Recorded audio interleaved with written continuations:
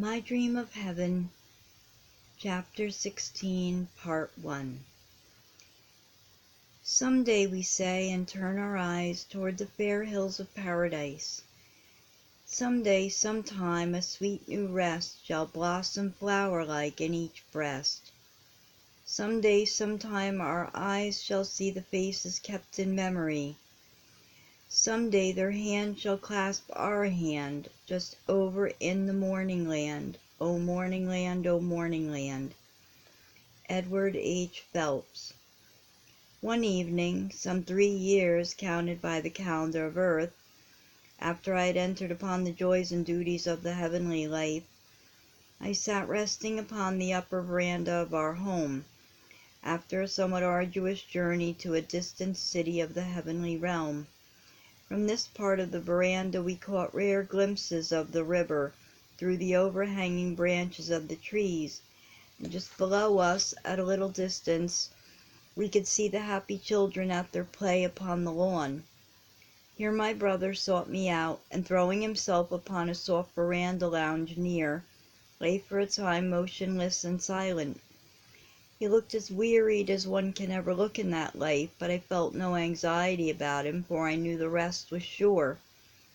He had been absent on some earth mission much of the time for many days, and I knew from experience that some of the fatigue and care of earth will cling to us on such occasions, till we are restored by heaven's balmy air and life-giving waters. He had not told me, as he sometimes did, where his mission had led him, and I had not asked him, feeling sure that it was all best I should know would be imparted. My own duties had of late been unusually responsible, leading me daily to a distant part of the heavenly kingdom. Hence I myself had not visited the beloved of earth for a much longer period than usually elapsed between my visits. When last seen, all the dear ones had seemed in such vigorous health, and were so surrounded by earthly blessings that I had ceased to feel they needed my ministrations as in the early days of their sorrow. Hence I had thrown all my energies into the work assigned me by the Master. At length, after a time of rest, my brother arose to a sitting posture, and regarding me for a moment in silence, said gently, "I have news for you, little sister." A thrill like an electric shock passed through me, and in an instant I cried out joyously, "He is coming!" He nodded his head with a sympathetic smile, but did not at once reply. "When will it be? Am I to go to him?" I asked. He hesitated an instant before saying, "Of course, you are permitted to go, if your heart will not be denied." "Oh, I must go to him. I must be the first to greet him.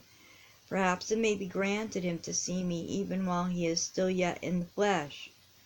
He shook his head sadly at this and said, "No, dear, he will not know you."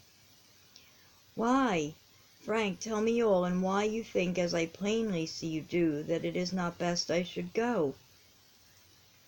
He was stricken suddenly in the midst of his work, while apparently in perfect health, and has not regained consciousness since, nor will he ever on earth.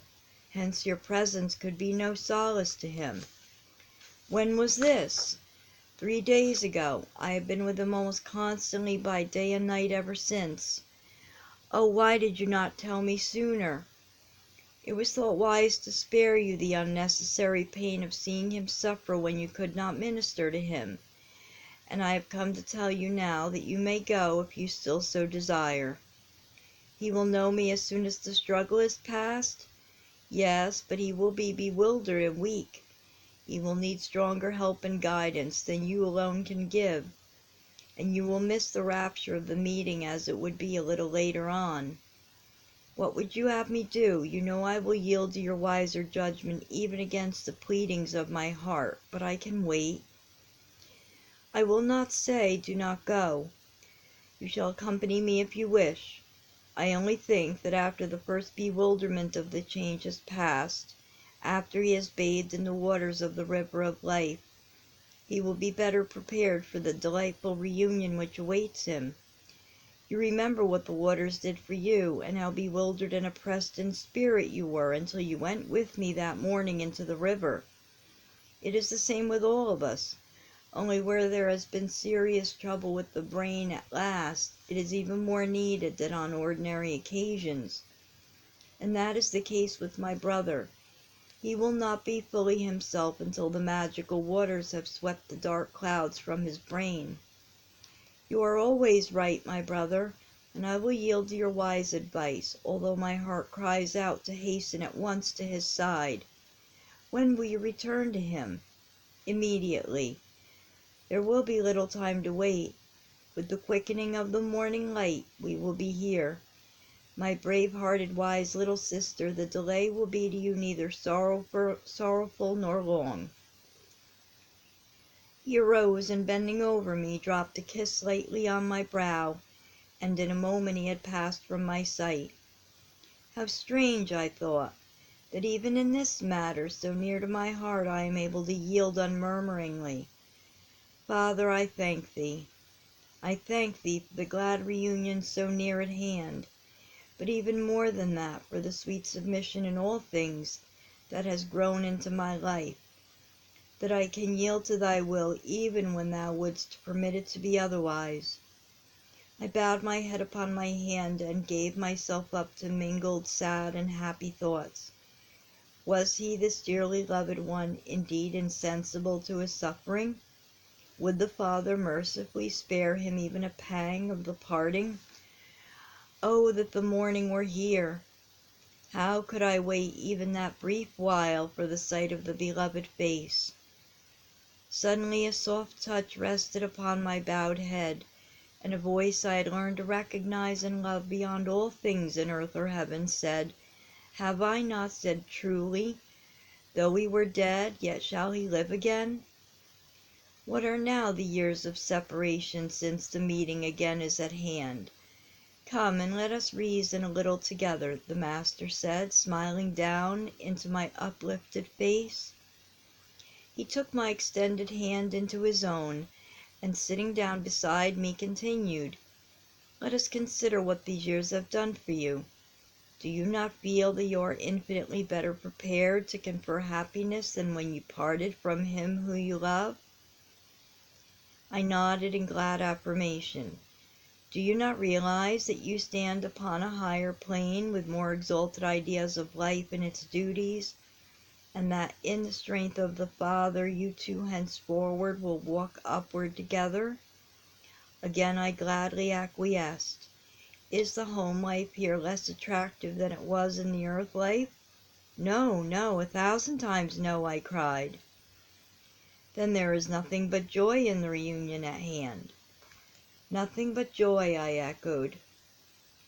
Then the Savior led me on to talk of the one so soon to come, and I opened my glad heart to him and told him of the noble life, the unselfish toil, the high aspirations, the unfaltering trust of him I loved.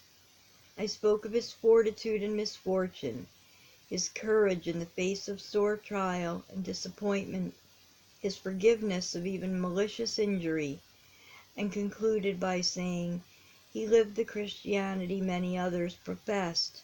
He always distanced me in that. The face of the Master glowed in sympathy as I talked, and when I ceased, he said, "I perceive that you have discovered the secret which makes marriage eternal as the years in heaven." "Oh," I said, "to me marriage must be eternal. How could it be otherwise when two grow together and become as one? Death cannot separate them without destroying. They are no longer two perfect beings, but one in soul and spirit forever." End of Part 1.